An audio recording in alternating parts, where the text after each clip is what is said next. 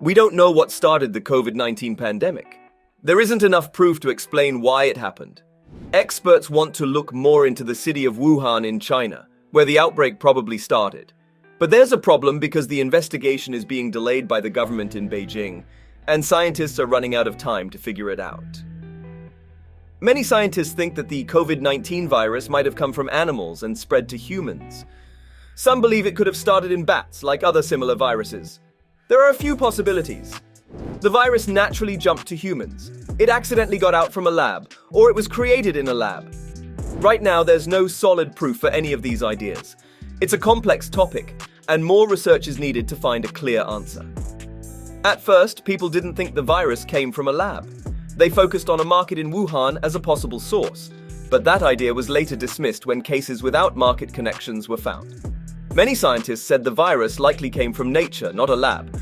However, recent reports from the US government have made the lab idea more obvious.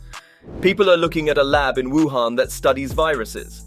Diplomats who visited the lab in 2018 were worried about safety, and in 2021, it was reported that some lab workers got sick before the virus spread in 2019.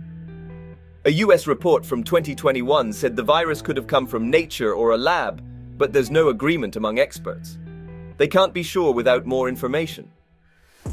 There have been a few cases in the past where germs leaked from labs, causing outbreaks. For example, a lab in Beijing might have caused a small outbreak in 2004. In early 2021, WHO scientists visited Wuhan to study COVID-19 origins with Chinese experts. They found natural transmission most possible but couldn't link the virus to any animal. They dismissed lab escape and foodborne theories due to lack of evidence. The study faced criticism for lack of transparency and independence, with Chinese influence and restricted access. WHO's Tedros called for more investigation, countries expressed concerns, and global scientists sought an independent probe. Chinese officials always said that the virus didn't start in China, and a top expert from the Wuhan lab said it didn't come from there either. The US stopped funding a virus research project with the Wuhan lab. China wants the WHO to look into whether the virus began in other countries like the US. This happened while the US and China were having problems. In 2020, the Trump administration blamed China for the pandemic many times, making their relationship worse. Some people think Trump's words like China virus caused more bias against Asians in the US. President Biden has been more careful with his words, not picking a side about where the virus came from.